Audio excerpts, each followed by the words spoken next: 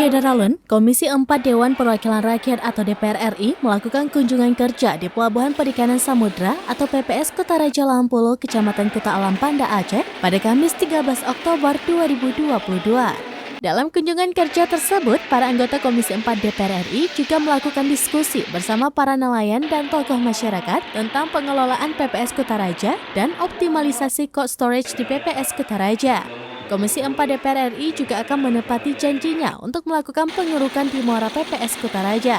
Pengerjaan sendiri nantinya akan dimulai pada tahun 2023 mendatang.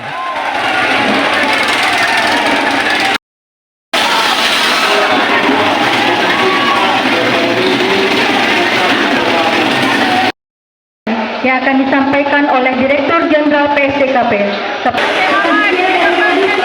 Dari Banda Aceh, Indra Wijaya, Serambi On TV.